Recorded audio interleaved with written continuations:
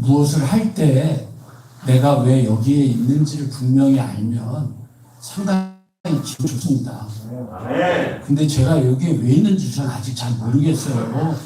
왜냐면 그 5월 17일 날 원래 청장년 장소가 없다고 저한테 전화 연락이 왔어요.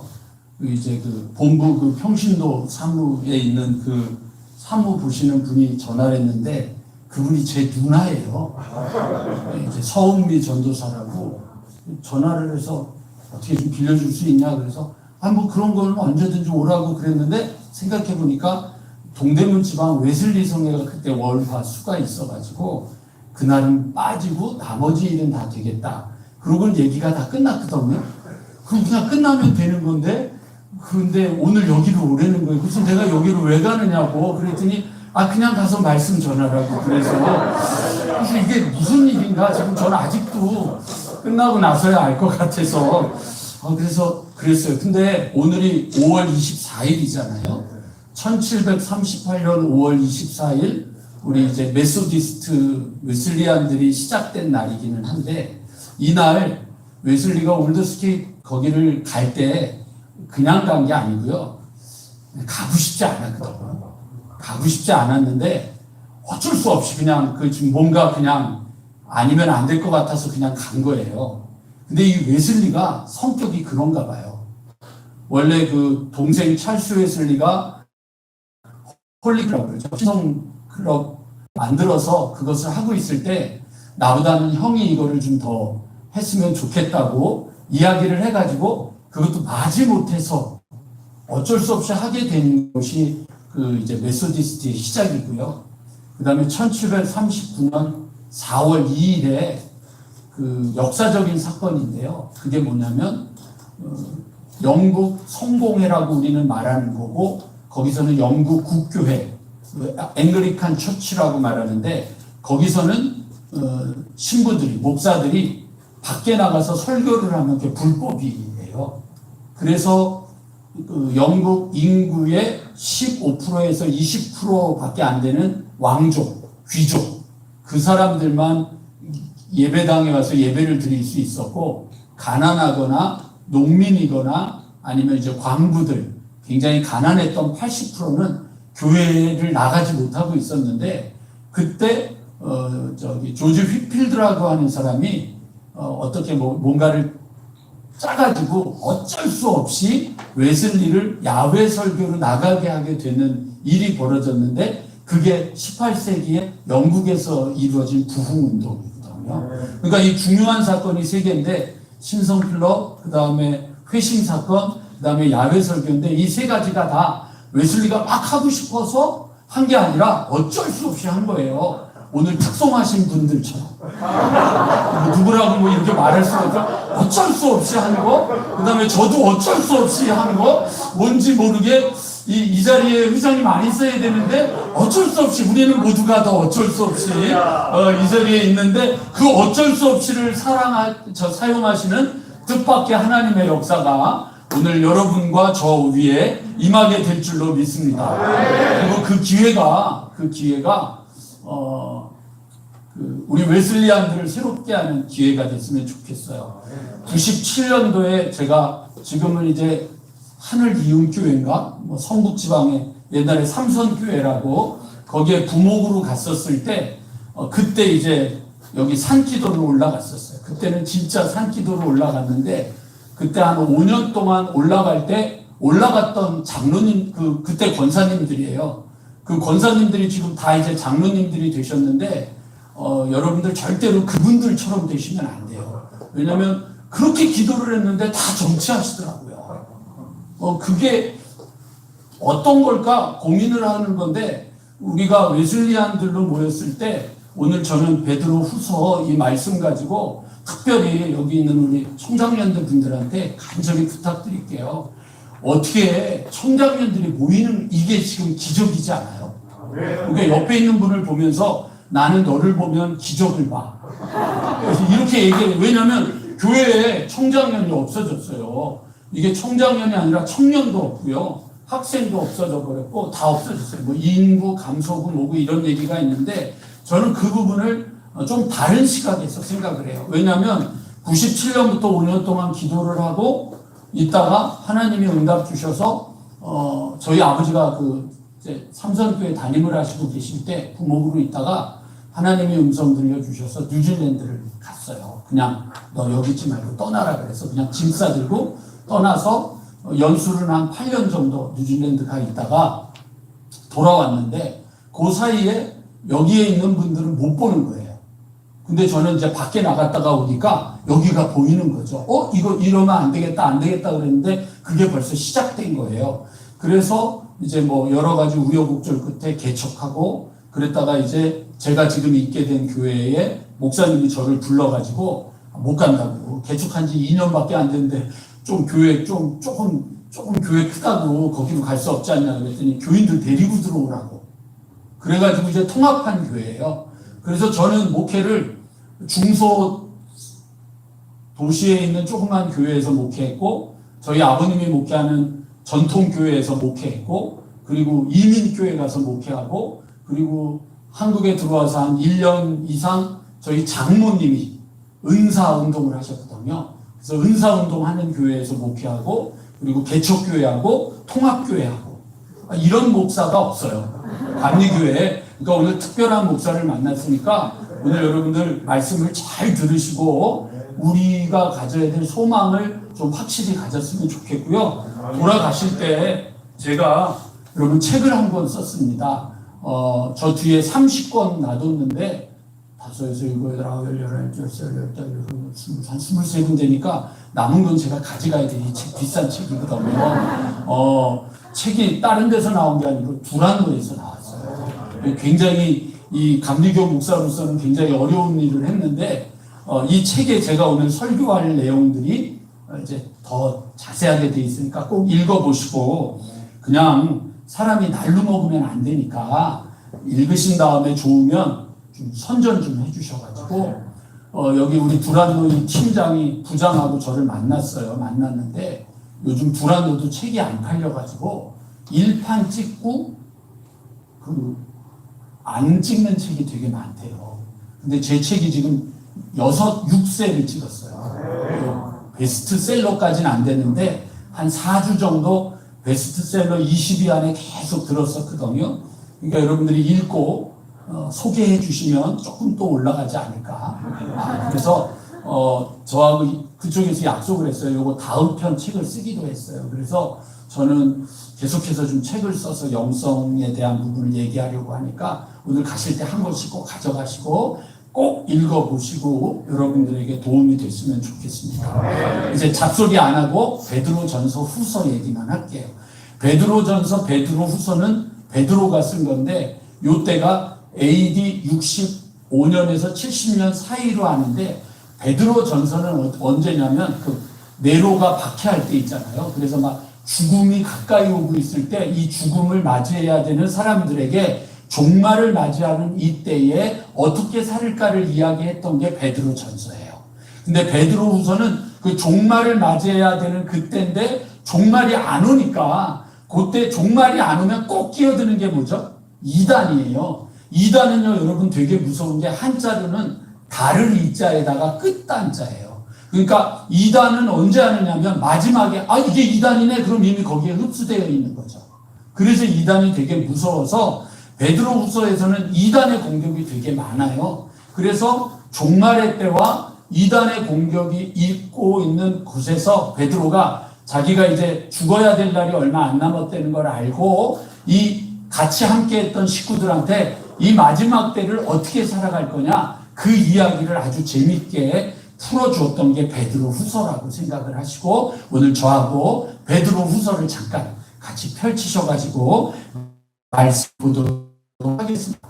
베드로후서에서 베드로의 이야기를 들어야 되는 베드로 교인들, 베드로 그 사람들에게 베드로가 해주는 말이 있어요. 마지막 시대의 이단의 때에 종말의 때에 여러분 저는 이 이단을요 뭐로 보느냐면 코로나도 이단으로 봐요.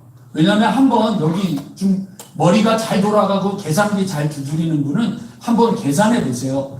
코로나로 죽은 사람과 1년에 10월, 11월, 12월, 1월, 2월 환절기에 죽은 사람의 숫자를 한번 계산해 보면 코로나라고 하는 것이 우리에게 얼마나 허구였는지가 드러날 거예요. 그러니까 굉장히 무서운 건데 별거 아닌 것 같은데 별거처럼 우리가 살았단 말이죠. 그렇게 돼버린 거예요. 그러니까 이제 이단이 단순히 여러분들 우리에게 이렇게 신천지 이게 이단이 아니고요. 이단이라고 하는 말을 쓸 때 뭐냐면 하나님을 떠나게 하는 모든 것들을 이단이라고 생각하면 돼요. 그런데 그 이단의 공격 앞에서 베드로가 제일 먼저 우리에게 준 것이 뭐냐면 1장 2절 말씀이에요. 베드로 후서 1장 2절 같이 한번 읽어보겠습니다. 시작. 하나님과 우리 주 예수를 알므로 은혜와 평강이 너희에게 더욱 많을지어다. 뭘 하라라고 얘기를 하냐면 알아야 된다고 얘기를 해요. 안다라고 하는 말에는 두 가지 의미가 있는데요. 제가 회장님을 압니다. 오늘 사회 보신 회장님 통화만 했었는데 저는 이 통화할 때 굉장히 이렇게 얇을 줄 알았는데 이렇게 듬직하셔서 당황했어요. 그러니까 목소리하고 좀 다른 거죠. 근데 이것도 아는 거잖아요. 근데 성경이 말할 때 알다라고 하는 말은요, 히브리어로 야다라고 하는 말을 쓰는데요. 이게 제일 먼저 쓰인 게 하와가 아담과 동침함에 이 말 있잖아요. 그리고 마리아가 그 천사를 만났을 때, 가브리엘 천사를 만났을 때 뭐라 그러냐면 내가 남자를 알지 못하는 데 있잖아요. 그 알지 못하는 데 할 때 그 야다라고 하는 말하고 같은 의미를 써요. 그러니까 성경이 말하는 안다라고 하는 것은 단순히 지식으로 아는 것을 넘어서 깊은 만남, 체험, 경험이 있는 알을 우리에게 얘기를 해요. 신앙에서 여러분 우리가 무너지는 가장 커다란 이유는 다른 거 아니에요. 알미 없는 거죠. 그래서 계속 그 얘기를 해요. 1장 8절 여기 곧 5, 6, 7절에는 쭉 있잖아요. 더욱 힘써 믿음의 덕에 지식에 절제 인내에 경건에 형제 위에 사랑을 더하라. 이런 것이 너희에게 있어 흡족한즉 너희로 우리 주 예수 그리스도를 알기에 게으르지 말고 알아야 된다라고 얘기를 해요. 요 아는 것이 어떻게 해야 되는지는 요 다음에 계속 얘기할 테니까. 그러고 나서 여러분 여기 뭐라고 되어 있냐면 11절 요것도 같이 읽어볼게요. 시작. 이같이 하면 우리 주 곧 구주 예수 그리스도의 영원한 나라에 들어감을 넉넉히 너희에게 주시리라. 우리가 그것을 알면 주님 앞에 나아가는 것을 넉넉히 알게 된다라고 얘기를 해요. 요 얘기하고 제일 뒤로 마지막으로 넘기셔서 베드로후서 3장에 하나만 더 읽을게요. 18절 오직 우리 주 곧 구주 예수 그리스도의 은혜와 그를 아는 지식에서 어떻게 하라고요? 자라가라 이렇게 돼 있어요. 그래서 알아야 돼요. 여러분 지금 우리 청장년 여러분들의 이 싸움은요 아는 싸움이어야 돼요. 그냥 막 영적으로 막 뜨겁고 이것만 갖고는 안 돼요. 웨슬리가 이렇게 로마서 마틴 루터의 로마서 주석 서론을 읽을 때 가슴이 뜨거워졌다 그랬잖아요. 아니에요. 뜨거워진 게 아니라 영어 표현으로 하면 웜이에요. 따스했다라고 하는 거예요. 그리고 또 하나는 뭐가 있냐면 뜨거 있잖아요. 그게 있어요. 그리고 또 하나는 뭐냐면 불받은 거죠. 파이어 이런 거 있잖아요. 이 세 가지 표현이 있는데 웨슬리는요 뜨거도 아니고요 불이 쏟아진 것도 아니고요 그냥 뭐냐면 왕 이렇게 영어 표현으로 왕 그냥 따스했다래요. 그러니까 사실은 별거 아니었었어요. 근데 별거 아니었는데 웨슬리가 역사를 바꿀 수 있었던 이유는 뭐냐면 주님을 알아가는 일에 게으르지 않았기 때문에 그래요. 열정은 있었는데 알미 없어서 무너지는 게 우리예요. 특별히 우리 감리교회가 그 부분에서 너무 무너지는 거예요. 그래서 여러분 아는 거를 해야 돼요. 왜 아는 일을 해야 되느냐? 여기 보면은 아주 무서운 표현을 했어요.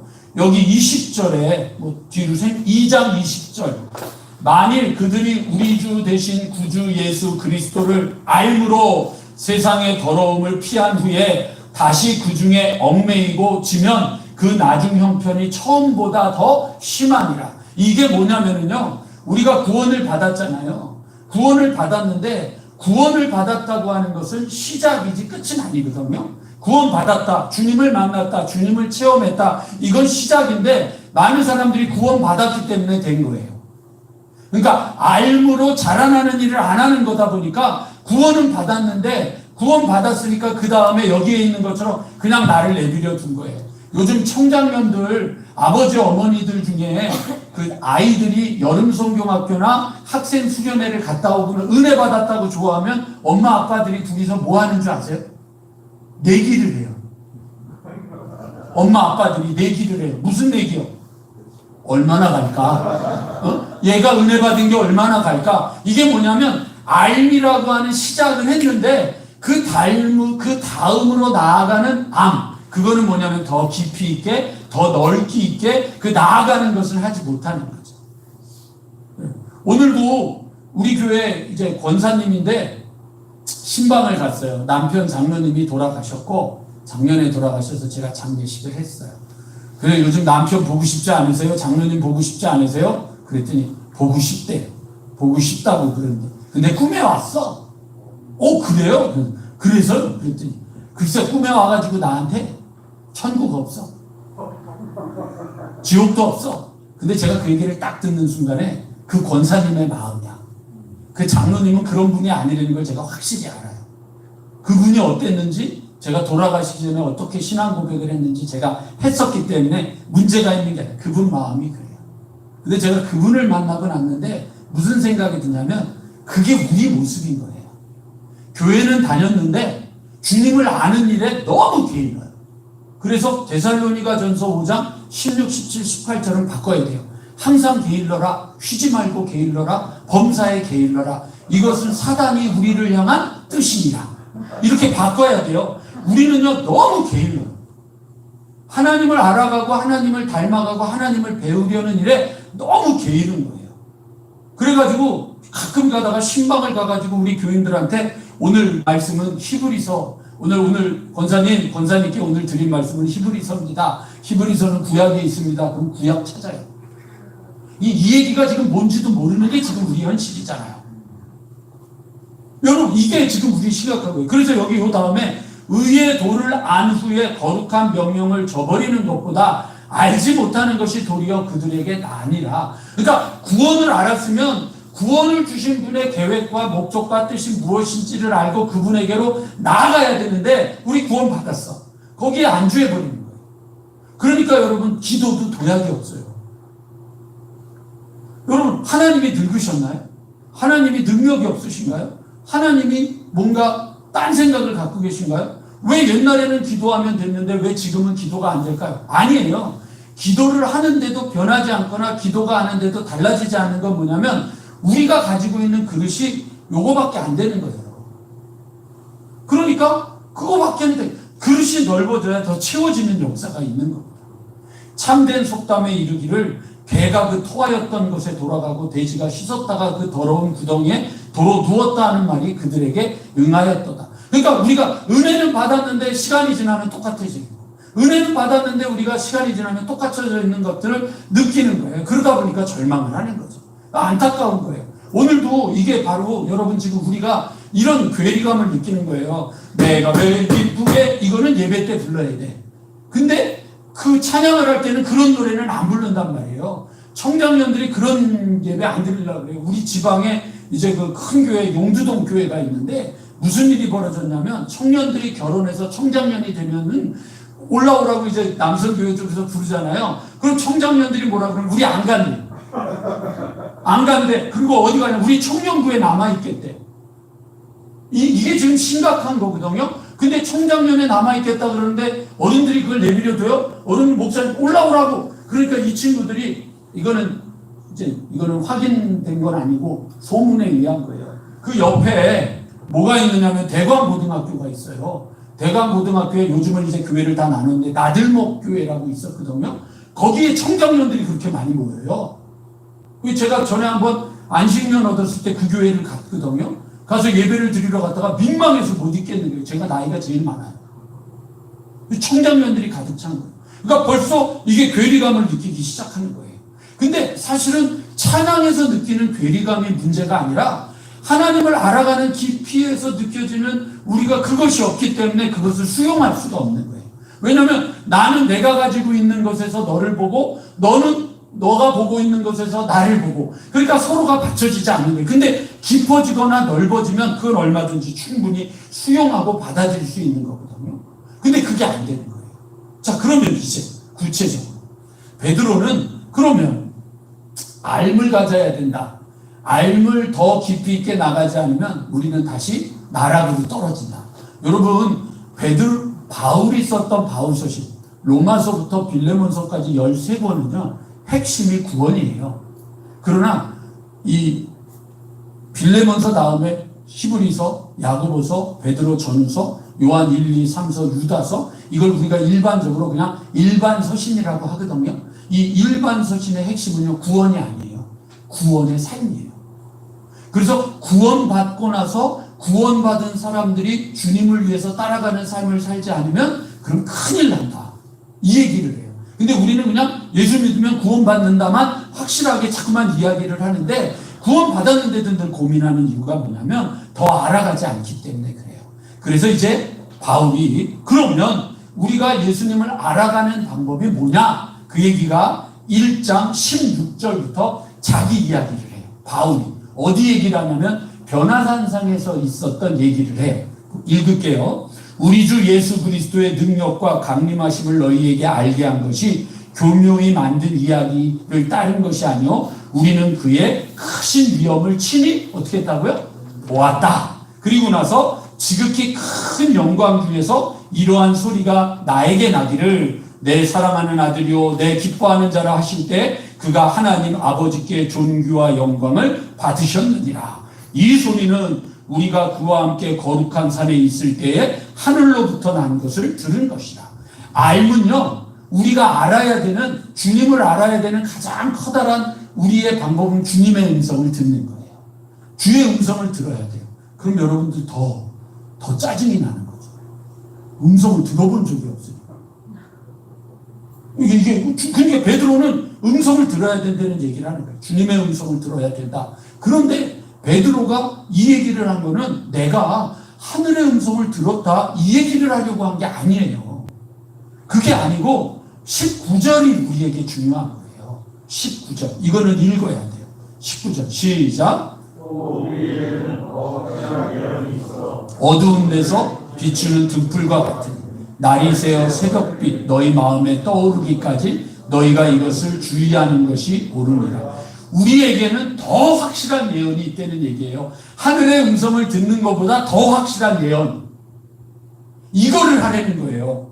베드로는요, 우리 보고 하늘의 음성, 승지가 이러는 음성을 듣는 것을 하려는 게 아니라요, 이거보다 더 확실한 예언이 있기 때문에 이것을 주의해야 된다 라고 얘기를 하고 20절, 21절 우리에게 던져주는 거예요. 이거는 여러분 외우셔야 돼요. 먼저 알 것은 성경의 모든 예언은 사사로이 풀 것이 아니니 예언은 언제든지 사람의 뜻으로 낸 것이 아니요 오직 성령의 감동하심을 받은 사람들이 하나님께 받아 말한 것입니다. 그러니까 이게 뭐냐면 더 확실한 예언은 뭐냐면 하나님의 말씀이 되는 거예요. 그러니까 우리가 주님을 알아야 된다라고 할 때 해야 될 일이 뭐냐면 주님을 알아가는 일에 목숨 걸어야 된다는 얘기죠. 이거 해야 돼요. 여러분 이거 아니면 우리가 순식간에 무너지는 거예요. 그래서 주님의 말씀을 붙잡고 살아야 되는 거예요. 그리고 나서 2장부터 거짓 이단에 대한 이야기들을 해가는 가운데 주님의 말씀을 붙잡고 살아가는 방법이 제가 찾아낸 거예요. 제가 찾아낸 게 아니라 제가 이걸 갖고 고민을 하고 있어요. 하나님이 주신 거예요. 뉴질랜드에 갔어요. 제가 뉴질랜드에 갔는데 어차피 이 시간 왔으니까 오늘 집에 가는 건 늦게 가실 거 생각하고 오신 거라고 알고 저도 부목사한테 새벽 기도에 맡겨놓고 오늘 안 가려고 그러니까 이제 얘기 시작할게요. 이제 기도를 하는데 하나님이 여기 있지 말고 떠나라는 거예요. 여기는 네 자리가 아니라. 근데 이제 가려고 마음을 먹었는데 미국에서 연락이 왔어요. 아버지 친구분이 너 와서 청년 맡아라. 그래서 가기로 했는데 9.11이 터진 거예요. 2001년. 그래서 미국이 막히니까 캐나다도 막힌 거예요. 그래서 이제 호주로 들어가려고 그랬더니 그 호주로 가려고 마음 먹은 날 호주 SBS에서 백호주의라고 그 백인 우월주의가 그 호주에서 판을 칠 때 그 백호주의 막 그게 나오는데 괜히 무서운 거예요. 그래서 호주도 접었어요. 그러고 나서 남은 게 뉴질랜드밖에 없는 거예요. 저희 집사람은 뉴질랜드가 유럽에 있는 줄 알고 유럽에서 막 찾고 그러고 있던 찰나에 저희 교회에 있던 집사님 한 분이 아이들을 데리고 미국 기러기 하는 거 해서 거기 가 있으면서 오라고 그래서 그냥 짐 싸들고 간 거예요. 짐 싸들고 가서 고생을 하다가 1년 만에 문 닫는다는 교회에 제가 담임 목사가 됐어요. 교회가 문을 닫겠습니까? 감리교회인데 제일 오래된 감리교회거든요. 한인교회 중에서는 3번째로 오래됐는데 문을 닫는다 그러니 그걸 어떻게 해요? 그래가지고 이제 여러 가지 우여곡절 끝에 담임이 됐어요. 담임이 됐는데 하나님이 제가 그렇게 살아가는 게 좋으셨나 봐요. 순종하고 따라가는 게. 11월 10일 날 담임이 됐는데 그 다음 4월 말까지 부활절까지 11월, 12월, 1월, 2월, 3월, 4월 6개월 동안 한 15명밖에 안 되던 교인인데 매주일 하나님이 사람들을 등록시켜 주시는 거예요. 매주일 등록시켜 주셔가지고 부활절이 끝나고 났는데 등록 출석 교인이 70명이 넘어버렸어요. 갑자기 교회가. 그리고 막 성장을 하기 시작을 하더니 이제 거기에서 제가 이제 2003년, 4년, 5년, 6년, 7년 이렇게 막 목회를 하는데 그렇게 목회를 하던 중에 2005년 1월 1일, 2004년 12월 31일 송구 영신 예배를 드릴 때부터 1년 동안 하나님이 정말 기름 부어주시는데 예배 시간마다 제가 울었어요. 설교를 할 때. 그리고 이 교인들은 앉아있는데 앉아서 우는 거예요. 그래가지고 한 3월쯤 되니까 여자 성도님들이 저한테 막 이렇게 스크럼 짜듯이 와가지고 이제 그만합시다 목사님. 왜 은혜 받는 게 그게 아니라 화장을 못하고 오겠대. 이게 예배만 끝나면 여자들이 다 여기가 이렇게 시커멓게 막 이렇게 내려와 있으니까 막 남자들이 옆에 있다가 막 그러고 막 놀랜다는 거예요. 그러니까 이렇게 화장을 못하고 가겠으니까 하지 말자. 그럴 정도로 교인들이 은혜를 받는 거예요. 1년 내내. 그러니까 그냥 찬송을 부르다가 하나님의 그게 18번이에요. 부르면 울어요. 그리고 이제 사람들이 계속 오는 거예요. 그래서 그때 늘어가지고요. 그때 한 15명에서 20명도 안 되던 교인이 2005년이 끝날 때쯤 250명이 됐어요. 출석 교인이. 그래도 이렇게 아멘하는 분들이 있는 거 보니까 여긴 조금 살아있네요. 지난번에 그 선한목자교회 유기성 목사님이 이제 이 책 보고 와서 설교하라고 그래서 갔는데 아멘을 안 하더라고요. 그래서 그 교회가 너무 크니까 이건 안 되는구나. 그러고 내가 막 아멘 안 한다고 뭐라 그랬더니 유기성 목사님이 예배 끝나고 저하고 이제 같이 엘리베이터 타다 올라오면서 우리 교회가 아멘을 좀 안 하지? 아멘을 안 가르쳤어? 그러고 막 웃으셨어요. 근데 진짜 그러고 역사가 나타나니까 어떤 일들이 벌어지냐면 알코올 중독자가 예배를 드리다가 기도를 하는 게 아니고요. 예배를 드리다가 술을 끊어요. 뭐 어떤 자매는 막 그때 막 굉장히 하혈이 심했었는데 예배 드리는데 하나님이 만지시는 거예요. 그냥 치료가 되고 여러 가지 역사가 막 나타나는 거예요. 그러니까 저희는 막 그냥 아무것도 안 했어요. 예배만 드리는데 하나님의 역사가 나타나는데 문제는 뭐냐면 2006년을 맞이하는데 2006년에 이상한 사건이 벌어져요. 설교를 하는데 누가 하나 벌떡 일어나가지고 목사님! 그러고 막 소리를 지르는 일이 벌어지고요. 너무 당황하는 거예요. 막 그리고 어떤 분은 저희 집에 찾아왔는데 A4 용지 한 15장에다가 질문을 이렇게 해가지고 와가지고 따지러 온 거예요. 청문회를 한 거예요. 청문회. 그래서 제가 잘 참고 대답을 해요. 그래서 얘기가 하다가 이제 마음이 풀렸고요. 왜 그러셨어요, 권사님? 그때 나는 서목사님이 제일 부러워. 왜요? 그랬더니 나는 여기 와서 할 일이 없는데 골프 치는 거 맞고 할 일이 없는데 서목사만 바쁜 게 그게 세미나 돼요. 뭐 이제 이런 거 시비를 걸고 뭐 여성교회끼리 싸움이 붙고 막 이러는 거예요. 여러분 우리 뉴질랜드에 살 때 전설에 의하면 예수님이 오셨다 가셨대요. 뉴질랜드에. 그래서 교회를 다 회복시켰는데 한 군데만 회복을 못 시켰대요. 이 여선교회가 아니고 주방이에요. 그 왜 주방을 회복을 못 시켰냐고 그랬더니 여선교회 회원들이 스크럼을 짜고 여기는 우리가 알아서 할 테니까 들어오지 말라고 그래가지고 예수님이 밀려서 도망가셨대요. 그래서 제가 그거를 몇 년 전에 하늘양식에다가 썼어요. 그랬더니 하늘양식 원고 담당하는 담당자가 저한테 전화해서 목사님 감리교회에서 오래 목회하시려면 이거 내용을 좀 바꾸셔야 됩니다. 그래서 내용을 바꿨어요. 저도 오래 목회하고 싶어서.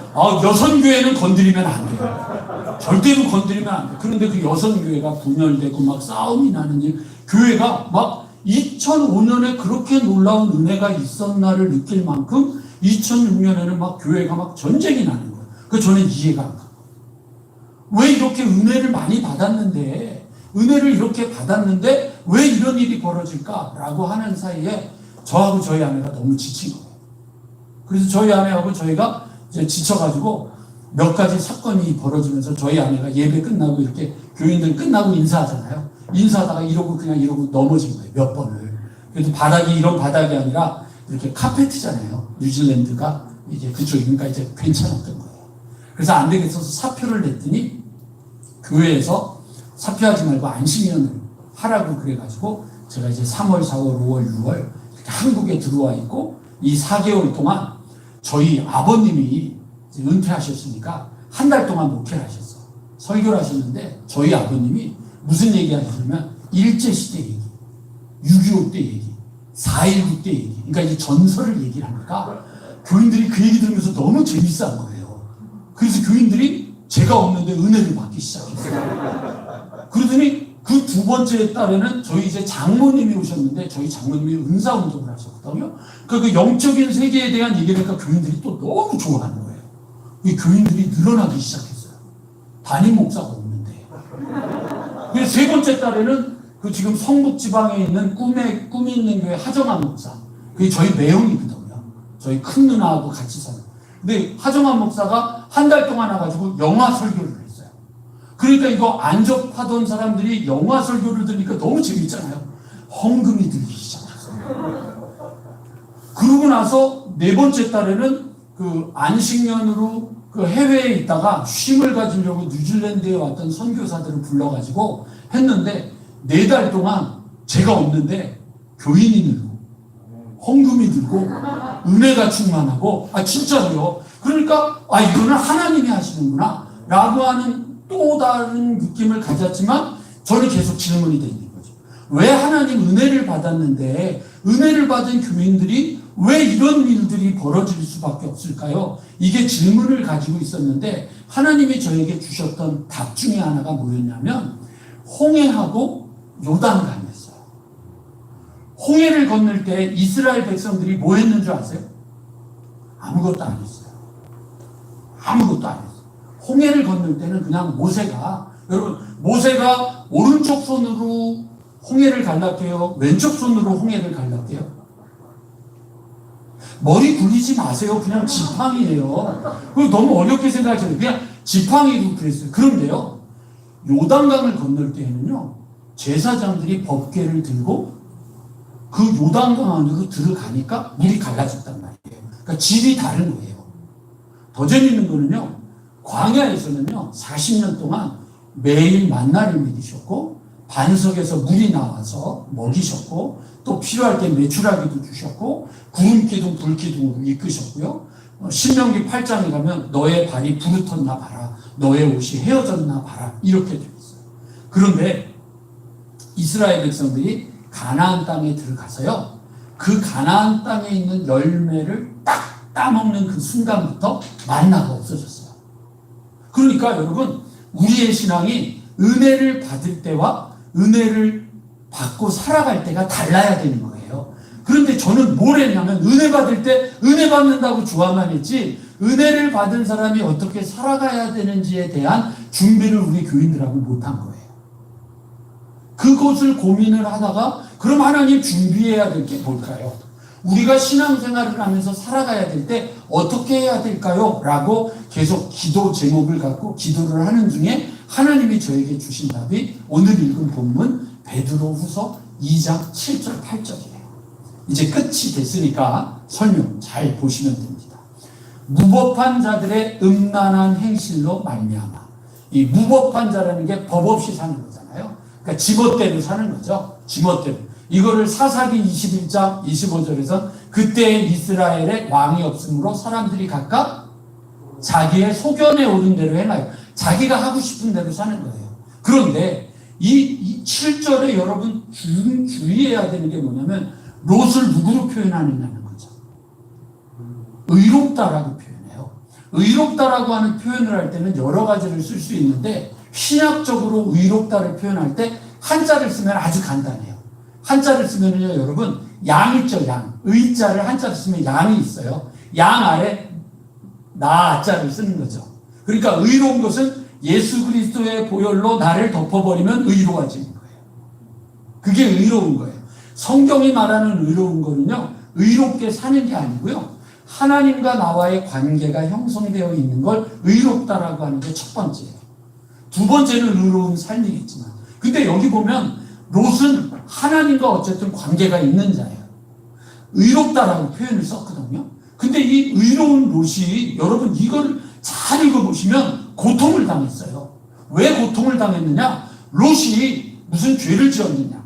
무슨 나쁜 짓을 했느냐? 무슨 온전한 것을 하지 않았느냐가 아니고요. 무법한 자들의 음란한 행실 때문에 고통당하는 거예요. 그러니까 다르게 말하면 나는 괜찮은데 내 옆에 있는 사람이 나쁜 짓을 하는 것 때문에 내가 고통을 당하는 거예요. 이걸 여러분 지금 자녀들에게 적용해보면 무서워요. 그거를 더 명쾌하게 보여주는 게 8절이에요. 8절 요거 같이 읽어볼게요. 시작. 날마다 그 의로운 심령이 삼하네. 여러분 8절 앞에 뒤에 가로가 쳐 있죠. 그러니까 아마 어떤 번역에는 이게 없는 걸 수도 있을 거예요. 그리고 가로를 쳐놓으면 우리는 별로 중요하게 여기지 않고 넘어갈 수도 있는 것이 되는데 이 7절을 제일 잘 해석해 주는 게 8절인데 잘 보세요.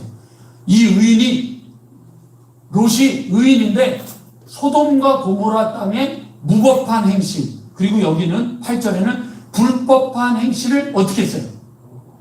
네, 보고 들음으로 어떻게 됐어요? 의로운 심령이 상했다는 거예요. 그러니까 내가 무슨 나쁜 짓을 한 게 아니라 내가 지금 보고 있는 것, 내가 지금 듣고 있는 것 때문에 내가 병든 거죠. 그러니까 우리 그 어린이들이나 중고등부 청년들이 은혜를 받은 다음에 쟤네들이 얼마나 갈까라고 내기를 한다는 게 이런 거죠. 은혜를 충만하게 받고 이제 집으로 가는 거예요. 집으로 가는 길에 이 아이들이 차를 타면 제일 먼저 뭐 하죠? 굉장히 뭐 많이들 사셔서 한 이제 곧 돌아가실 분들처럼 전혀 감을 못 잡는군요. 뭘 하긴 뭐래요. 스마트폰을 키죠. 그 유튜브부터 시작하는 거예요. 그리고 인터넷 하는 거고요. 요즘은 다 그렇게 하잖아요. 보는 거예요. 그러니까 내가 은혜를 받았는데 내 눈은 여전히 원래 내가 하던 거를 계속 하는 거예요. 나는 은혜를 받았는데 원래 내가 하던 거를 듣는 것을 하는 거예요. 그러니까 날마다라고 하는 표현을 여기 8절에 써서 날마다 내가 보고 듣는 것이 내 마음을 상하게 했다는 거죠. 그러니까 내가 은혜를 받았어요. 여러분 지금 여기 우리가 은혜를 받고 요 문을 나가는 순간부터 우리는 이전에 하던 것들을 그대로 계속 하는 거예요. 그러니까 우리는 깨끗해졌는데 달라질 게 없는 거예요. 왜냐하면 똑같은 걸 집어넣는 거니까. 이거를 제일 잘 표현해 주는 게 마태복음 12장에 보면은 여러분 그 얘기 아시죠? 귀신이 쫓겨났는데 얼굴 표정이 모르는 거니까 이거는 성경을 찾아봐야 돼요. 눈으로 확인해. 마태복음 12장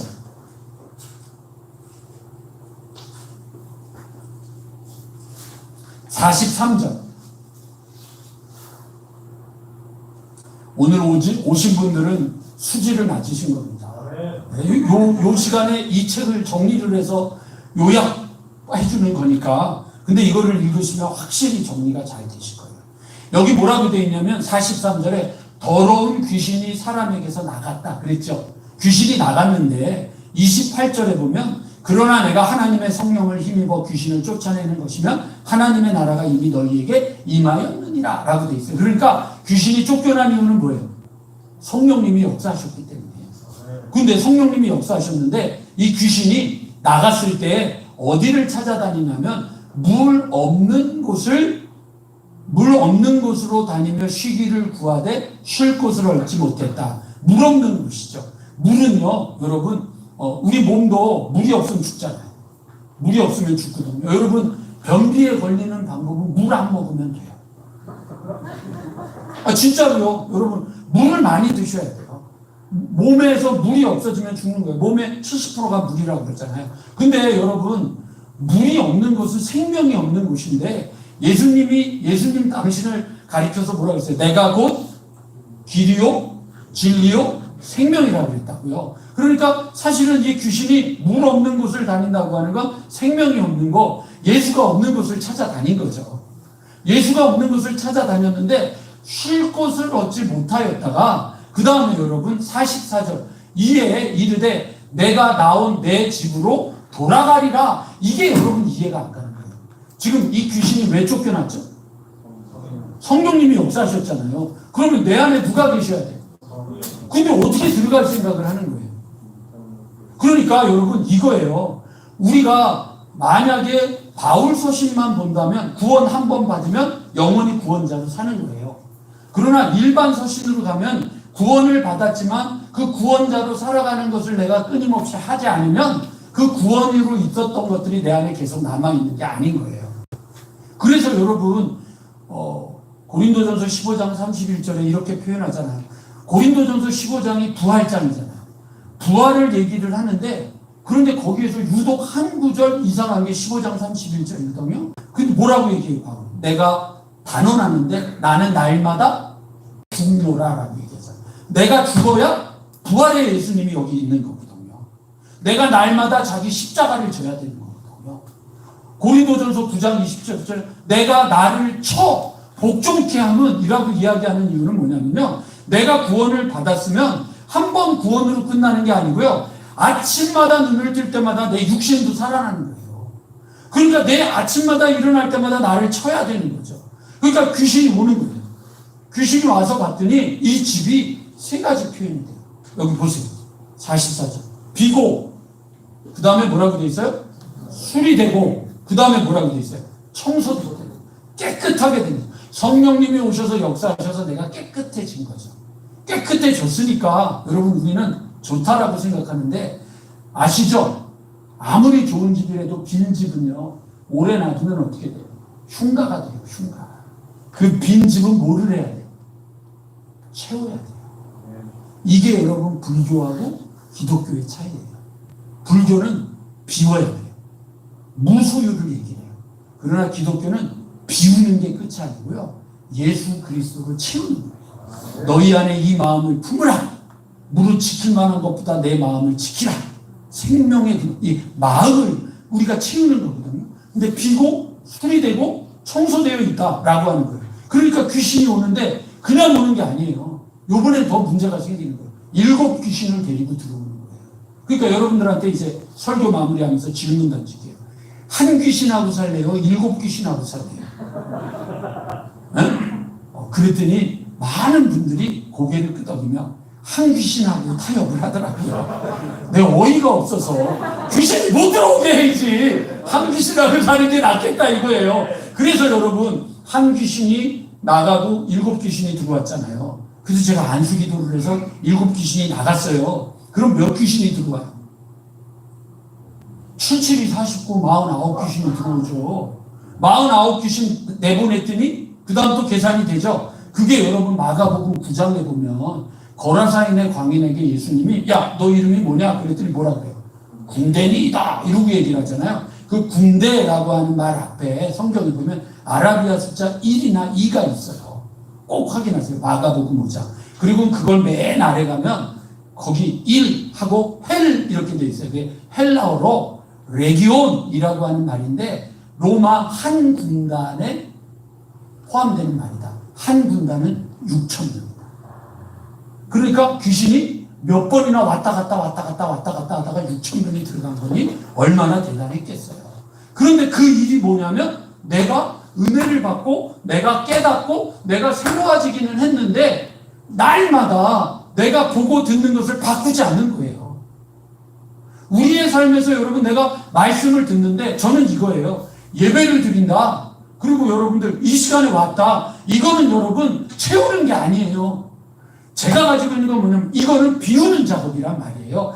우리가 이렇게 살면 안 되지. 아이고 하나님이 계셨지. 이러면 내가 안 되지. 정신을 차리는 순간이에요. 그러니까 비우고 더러웠던 걸 청소하고 수리하는 거예요. 그럼 그 다음에 뭐 해야 돼요? 채워야 되는데 여전히 우리는 보고 듣는 것은 안 바꾸는 거죠. 여전히 보고 듣는 건 안 바꾸는 거예요. 그러니까 여러분 솔로몬이 주님 앞에 성전을 짓고 1,000번제를 지었는데 여러분 열왕기 하루 가서 보시면 알지만 그에게 와이프가 이렇게 첩까지 해가지고 한 1,000명 정도가 돼요. 1,000명 정도가 되는데 계산을 해봤어요. 이 1,000명의 여자를 매일매일 만나면 몇 년이 걸리나? 3년 정도 걸리는 걸로 계산을 했어요. 근데 이 여자들이 다 이방 여자들이에요. 그 이방 여자들이 와가지고 이쁜 짓 하니까 사랑스러운 짓 하니까 솔로몬이 야, 네 소원이 뭐냐? 그랬더니 저는 다른 소원은 없습니다. 내가 살던 고향에 있는 그 신만 모셔왔으면 좋겠습니다. 안 돼. 3년 동안 안 된다는 말을 했는데 3년 동안 그 여인들의 그 이야기를 날마다 듣고 보는 거예요. 그것이 시간이 지나고 시간이 지나니까 열왕기서에 어떻게 표현됐냐면 솔로몬이 나이 들어 마음이 변하여 응? 마음이 변하여 하나님을 저버리고 우상들을 다 섬겼다. 이렇게 돼 있어요. 그러니까 여러분 우리가 보고 듣는 것이 우리를 만드는 거예요. 그러니까 지금 청장년 여러분들이 그래? 내가 그런 말씀을 먹어야겠네? 라고 지금 시작을 하면 10년이 지나면 역사가 이루어지고 아멘 한 분에게는 하나님의 은혜가 따따블로 임할 줄 알았어요. 두 번째 건 효과가 별로 첫 번째 하셔야 돼요. 여러분 이거 소망을 가져요. 제가 이 책을 여러분 지금 2011년 7월 2일부터 시작했어요. 그러니까 이제 5월 끝났으니까 6월 한 달 지나고 나면 그럼 제가 11년째 날마다를 하는 거예요. 그래서 제 소원이 67이 되면 20년, 77이 되면 30년. 그래서 제가 은퇴하고도 내가 하나님의 일을 하는 사람으로 살 수 있다. 그렇게 소망을 가졌는데 어저께 존 웨슬리 회심을 맞이하면 제가 존 웨슬리 책을 읽었는데 웨슬리가 88세에 죽었어요. 그래서 제가 주님 가능하면 저도 88세까지 그래서 날마다 40년 이렇게 생각을 했어요. 그리고 날마다 보고 듣는 걸 바꾸는 거죠. 우리 여기 여자분들에게 남편 죽이는 방법을 가르쳐 드릴게요. 말 안 듣는 남편. 삼손이 나시린이었잖아요. 근데 드릴라가 와서 야, 네 능력이 어디서 나냐? 그랬더니 거짓말을 3번이나 해요. 그랬더니 사사기 16장 16절에 어떻게 표현되냐면 드릴라가 날마다 재촉함으로 너의 능력이 어디서 오냐? 날마다 재촉함으로 삼손의 마음이 죽을 지경이 되었다. 그러니까 어떻게 하면 돼요? 남편을 죽이는 완전 범죄 항상 바가지 긁고 쉬지 않고 바가지 긁고 범사의 바가지를 긁다 보면 죽을 지경이 되다가 지가 알아서 죽는 거예요. 이게 날마다예요. 이게 여러분 되게 무서운 거예요. 이제 결론 내릴게요. 오늘 웨슬리 회심이잖아요. 아까 이야기했던 것처럼 저는요 정말 뜨거웠어요. 불은 아니었지만 대굴 굴르고 눈물 콧물 흘리고 은혜 받았을 때 제가 목회 시작하기 전 제 인생을 바꾸는 사건이 있었어요. 근데 제가 웨슬리를 보면서 맨날 하는 게 아니 웨슬리는 마음이 따뜻했대는데 이 사람보다 내가 못한 게 보였는데 웨슬리는 나라를 바꾸고 그 세상을 바꿨는데 여러분 이때 당시에 여러분들이 알고 있는 우리 그 소설 영화 있잖아요. 레미제라블. 그게 바로 프랑스에서 이루어진 혁명이잖아요. 프랑스 혁명. 그걸 역사적으로 여러분 뭐라고 불러요? 피해 혁명이라고 그러잖아요. 그게 이렇게 절두대에 나가지고 머리 갖다 놓고 이렇게 칼이 떨어져서 머리 대굴대굴 굴르게 해서 왕족들 다 죽였잖아요. 바로 그때의 영국에서 이루어졌던 혁명이 명예혁명이에요. 그 명예혁명의 가장 핵심이 뭔지 아세요? 노동자, 광부, 농부, 가난한 자들을 주님이 웨슬리를 통하여 회심시킨 거예요. 그래서 여러분 피해 혁명이 안 이루어졌다고요. 그럼 웨슬리보다 나는 더 뜨거운 경험을 했는데, 우리는 웨슬리보다 더 뜨겁게 기도를 하는데 왜 우리는 이 모양일까? 이게 제 숙제였어요. 근데 웨슬리에게 가지고 있던 게 있어요. 제 질문이에요, 여러분. 웨슬리가 회심을 먼저 했나요? 메소디스트라고 하는 별명을 먼저 받았나요? 별명을 먼저 받은 거예요. 그러니까 이 사람이 회심하기 전부터 이미 이 웨슬리는 규칙적인 신앙생활을 하고 있었던 거죠. 정규적으로. 그리고 그것은 신성클럽이라고 하는 홀리클럽이라고 하는 것 이전에 어머니 수산나로부터 그런 훈련을 받아왔던 거예요. 그러니까 이 정규적으로 자기의 신앙생활을 하는 게 훈련이 되어 있던 사람이 불을 딱 받으니까, 불을 받아서 불이 딱 붙었는데 그 불이 뜨거운 불도 아니고 조금 코딱지만한 불이었지만 그가 끊임없이 매일매일 하나님의 말씀을 묵상하고 기도하고 주님을 향한 소망을 가졌던 것들이 있으니까 계속해서 기름이 부는 거예요. 그리고 우리는 이 규칙적인 신앙의 훈련, 날마다 보고 날마다 듣는 것에 대해서 소홀한 거죠. 그러니까 오늘도 불은 받지만 시간이 지나면 거기에 계속해서 기름을 안 넣어주니까, 장작을 안 넣어주니까 어느 순간이 되면 꺼져버리는 거예요. 그 꺼지면 어떻게 해야 돼요? 더 뜨거운 걸 찾아다녀야 되는 거예요. 그래서 생각해보니까 옛날에 우리 엄마들이 오늘 어디서 부흥이 안 돼. 어느 목사 왔대. 그 목사 뜨겁대. 그리고 부흥 애들만 또 쫓아다니던 그 우리 엄마 아빠들의 신앙이 그거예요. 내가 내 신앙에 하나님의 말씀을 붙잡고 살아가는 일에 우리는 소홀하고 은혜만 받으려고 했었던 거죠. 날마다 내가 보고 날마다 내가 듣는 걸 바꾸시라고. 아멘. 그거 안 바꾸면 안 돼요. 아멘. 그럼 어떻게 바꿉니까? 오늘 시작하세요. 아멘. 오늘 시작하세요. 오늘만 하세요. 내일은 하지 마세요. 오늘만 하세요. 기분 좋게 하시면 돼요. 그렇게 하시면. 두 번째, 주제를 파악하셔서 절대로 무모하게 하지 마세요. 내가 그래도 장로인데, 내가 권사인데, 그래도 하루에 10장씩 읽어야지. 이틀 하면 죽어요. 그러니까 어떻게 하면 되느냐? 여러분 최소로 하세요. 예를 들게요. 잠언이 몇 장이에요? 이게 여러분, 우리가 말을 안 하는 거는 왜 안 하는지 우리가 서로 느끼잖아요. 그죠? 이거예요. 31장이에요. 잠언이 31장인 이유는 하루에 한 장씩 읽으라고 하는 거예요. 하루에 한 장씩. 그것만 시작하세요. 제가 이 이야기를 하는 게 뭐냐면, 여러분, 그 아까 읽었던 베드로 후서 1장 20절, 21절, 그 말씀은 성령을 통해서 역사하신다고 그랬잖아요. 여러분, 하나님 만나는 게 요즘 어려울까요? 쉬울까요?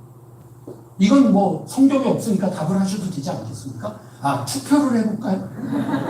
자, 하나님 만나는 게 쉽다. 하나님 만나는 게 어렵다. 여기 팔이 없는 분이 많군요. 네. 많은 분들이 어렵다고 얘기해요. 근데 저는 반대로 쉽다고 얘기해요. 이유를 물어보셔야 돼요. 이유가 뭐냐고 좀 물어봐 주세요. 네. 찾는 사람이 없어요.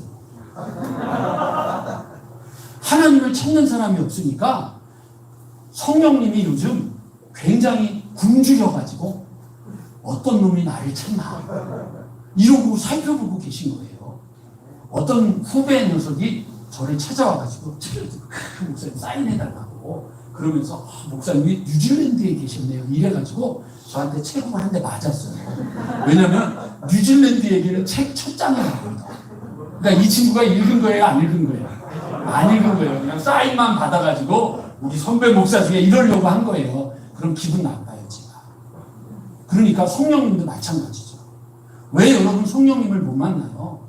성령님이 하늘에서 주시는 음성보다 더 귀한 말씀을 우리에게 주셨는데 우리가 말씀을 안 펼치는 거예요. 그러니까 성령님이 답답하신 거죠. 성령님이 역사하셔야 되는데 우리가 역사할 통로를 닫아버린 거예요. 그리고 기도만 하는 거죠. 어떻게 기도해요? 주시옵소서, 주시옵소서, 주시옵소서.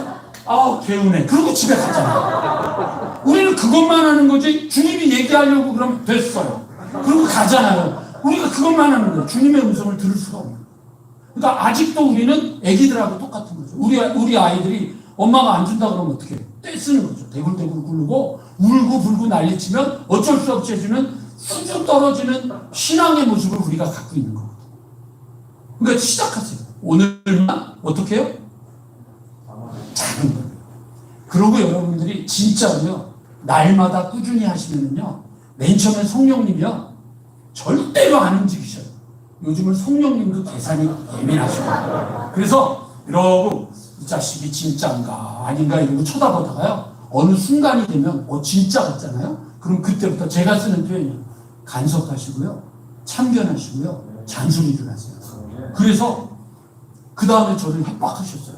시편 읽으라고. 시편은 한 달 동안 읽으려면 몇 장 읽어야 돼요? 150장이니까 5장씩 읽은대요. 근데 시간 안 걸려요. 하루만 조심하면 돼요. 하루. 그게 언제냐면 오늘 24일. 왜냐하면 시편 119편이 있는데 176절이에요. 그거 읽다가 죽는 분들 많이 봤어요. 24일만 조심하면 돼요.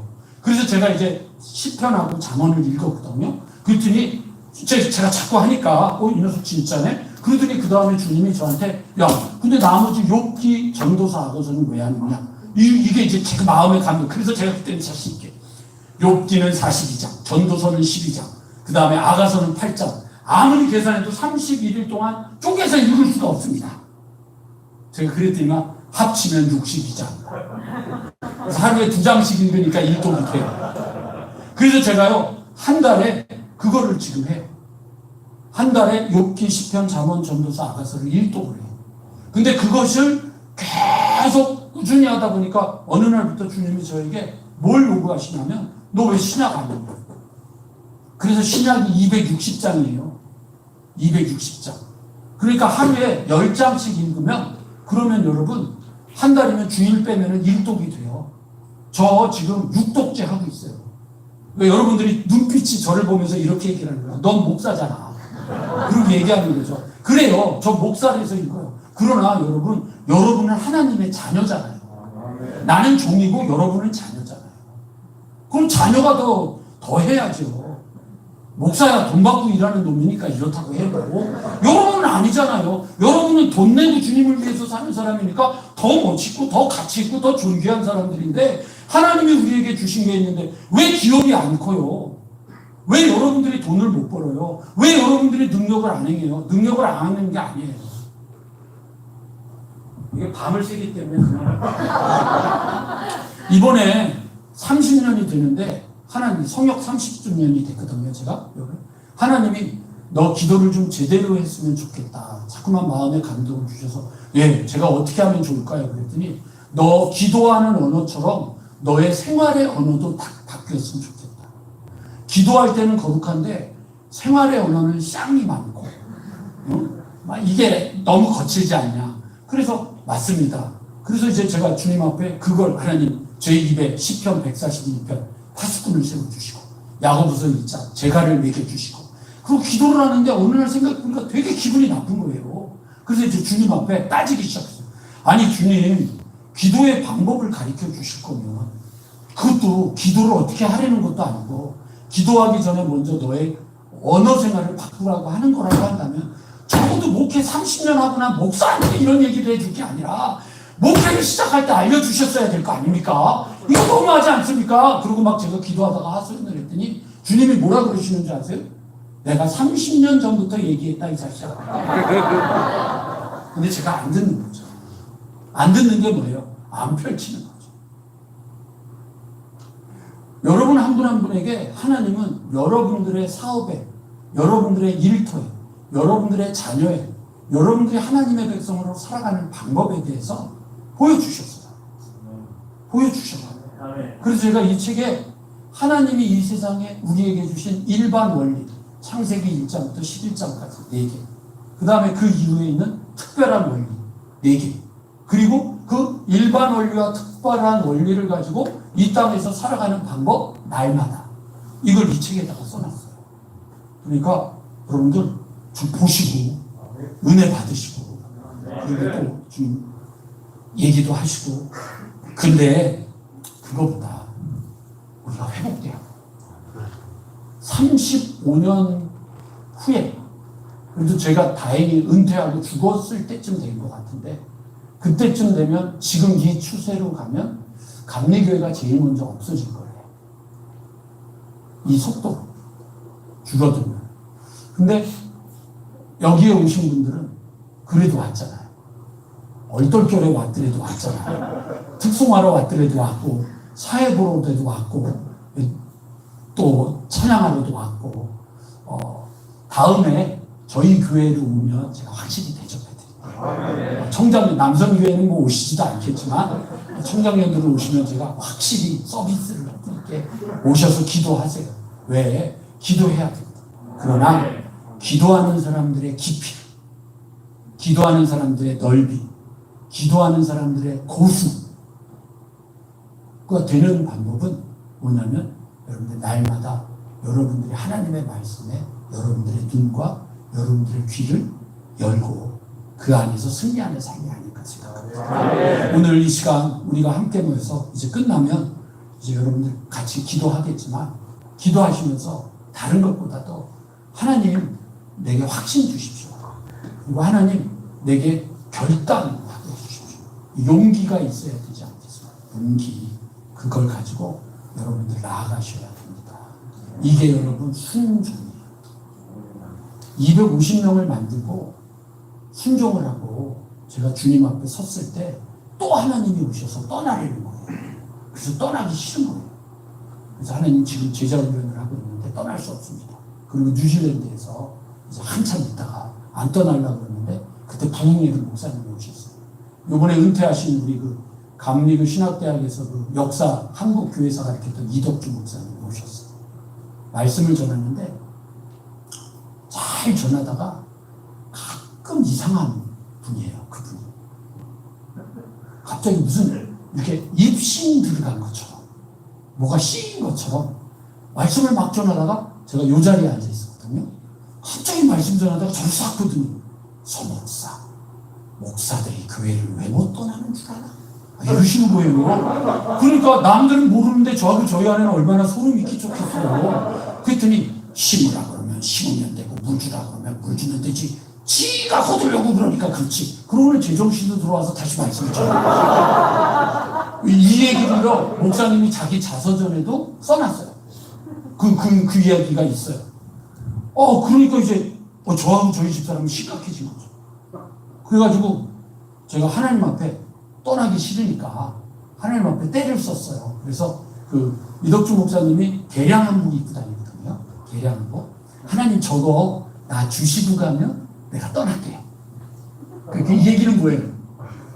안 가겠다는 얘기죠. 안 가겠다는 얘기라서 그렇게 기도하고 부흥회를 끝나고 뉴질랜드 관광 이제 좀 구경 좀 시켜드리고 공항에 가는 날 아침에 이제 호텔에 가가지고 이제 모시고 나오는데 뭔가 이분이 비장한 각오를 한 것 같은 느낌이 들고 엘리베이터를 탁 타더니 저한테 서목사 내가 이런 거 잘 안 하는데 이러고 얘기를 하는데 분기해져가지고 안 하던 거면 하지 마세요. 그랬더니 아니래 해야 된다고 그러면서 종이 가방을 주는데 이걸 자꾸만 주고 싶다는 거예요. 그래서 안 받으려고 하다가 결국은 받아가지고 보지도 않고 자동차 트렁크에다 넣고 그리고 모셔서 공항에 가서 빠이빠이 하고 나왔는데 주차장에 가서 운전하려고 했는데 그게 생각나서 그래가지고 그걸 열어봤어요.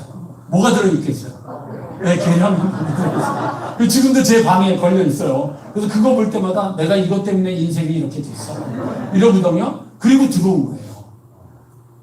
그러니까 제가 뉴질랜드를 갈 때도 하나님이 떠나라고 계산하지 말고 떠나라고 그래서 갔고 거기서 올 때도 계산하지 않고 하나님이 떠나라고 해서 왔고 지금까지 그렇게 사는 거예요. 근데 돌아보니까 우리가 안 되는 이유가 뭐냐면요 순종을 못하는 거거든요. 순종이 쉽지 않잖아요. 순종이 쉽지 않은 이유가 뭐냐면 우리가 보고 듣는 것으로 우리의 마음에 말씀을 채우는 일을 너무 안 하는 거예요. 악보는 다 외워요. 근데 말씀은 못 외우더라고요. 드럼은 잘 치는데요. 베이스는 잘 치는데요. 노래 가사는 다 아는데요. 말씀을 모르더라고요. 이게 우리들의 사실은 솔직한 아픔이거든요. 이걸 우리 오늘 참여하면서 주님 앞에 내가 쓰겠습니다. 그래야 여러분 찬양의 능력이 생겨요. 이 찬양의 능력이 생겨. 이거 찬양을 뺏겼거든요. 찰스 웨슬리가 하던 게 이 찬양의 역사인데, 이 종교개혁이 있은 다음에 이 캐톨릭에서 하던 찬양을 다 없애버렸어요. 이거를 회복한 사람이 찰스 웨슬리예요. 그래서 찰스 웨슬리는요, 그 술집에서 부르던 노래 있잖아요. 그 노래에다가 가사를 붙여가지고 노래를 부르는데 무슨 일이 벌어졌냐면, 이 술 먹고 이제 깡패들이 동원돼가지고 막 노래를 부르면서 이제 막 소리를 지르면 그 노래를 그대로 계산을 해가지고 그 사람들이 부를 때 여기 있는 사람들 가리켜서 노래를 부른 거예요. 그러니까 술 먹고 행패 부리러 와서 노래 부르던 사람이 부르다 보면 이쪽 가사를 쫓아서 은혜 받고 있는 거예요. 그래서 회심했던 얘기들이 웨슬리 사건이 되게 많아요. 그래서 웨슬리가 설교하면 100명이 은혜를 받고 찰스 웨슬리가 찬양을 하면 200명이 회심을 한다 그랬어요. 이 찬양이 얼마나 능력이 있는 건데, 그 능력은요, 여러분, 내 안에 말씀이 있고 그 뜨거움으로 기도를 할 때 역사가 이루어진 거예요. 그렇게 생각하면 우리가 지금 하나님의 역사를 많이 잊어버리고 사는 건 아닐까. 기도할 때 가슴을 치고 주님 앞에 참여하고 회복하고, 올 때는 저도 그렇고 여러분도 그렇고 얼떨결에 왔지만 나갈 때는 얼떨결에가 아니라 정말로 주님의 뜻과 주님의 계획과 인도하신 가운데서 우리를 향하신 소망을 붙잡고 승리하는 그런 역사가 있었으면 좋겠습니다. 잘 생각하셔야 됩니다. 대통령 선거 여러분 2달밖에 안 합니다. 지금 지자체 선거 1달도 안 합니다. 근데 이상하게 선거인도 별로 안 되는데 감독 선거는 5달 동안 합니다. 뭐가 잘못돼도 보통 잘못된 거 아닙니까? 여러분들 왜 제가 그런 소리를 하냐고요? 아예 감독 안 나갈 거니까.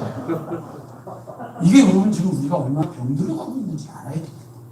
정말 정신 차리고 우리가 안 쓰면은요, 어느 순간요, 우리도 모르는 사이에 그랬잖아요. 저는 죄송합니다. 내가 날마다 아니었는데 날마다 보고 듣다 보니까 거기가 있는 거예요. 그걸 봐. 제가 얼마나 슬픈 일입니까? 우연찮게 본부에 갔는데 김성범 목사가, 그날이 저는 몰랐어요. 저기 감독 등록하러 오는 날인가 봐요. 근데 김성범 목사가 나를 딱 보더니 너! 이러는 거예요. 그래서 아니야, 나 그냥 온 거야.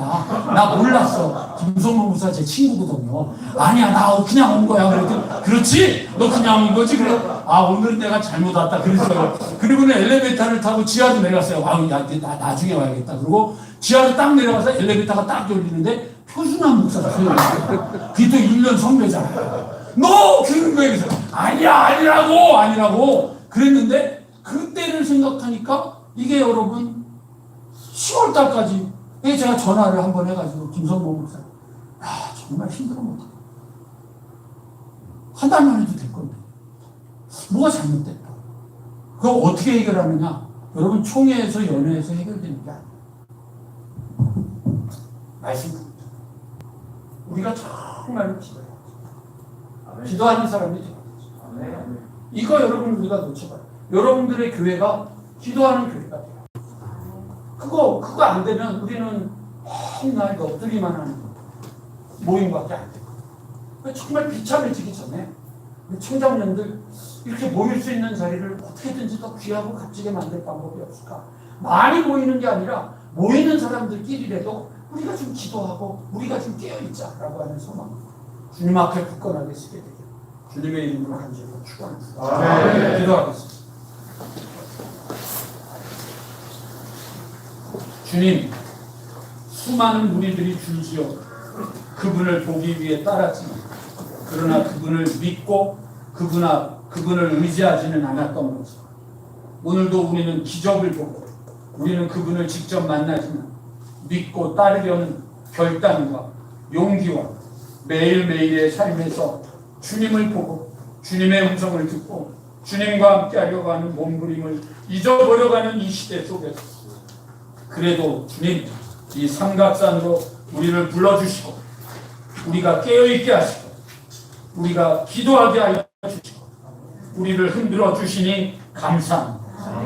물러나지 않게 하시고 도망가지 않게 하시고 지지 않게 하시고 오늘도 기도할 때 우리를 그냥 내버려 두지 마시고 간섭하여 주시고 참견하여 주시고 잔소리하여 주시고 만나 주시고 우리의 가슴을 뜨겁게 하여 주셔서 우리의 인생이 바뀌고 우리의 가정이 바뀌고 우리의 일터가 바뀌고 우리의 교회가 바뀌고 이 삼각산 기도회가 바뀌고 놀라운 축복의 역사 있게 인도하여 주시옵소서. 예수님의 이름으로 기도 드리옵나이다. 아멘.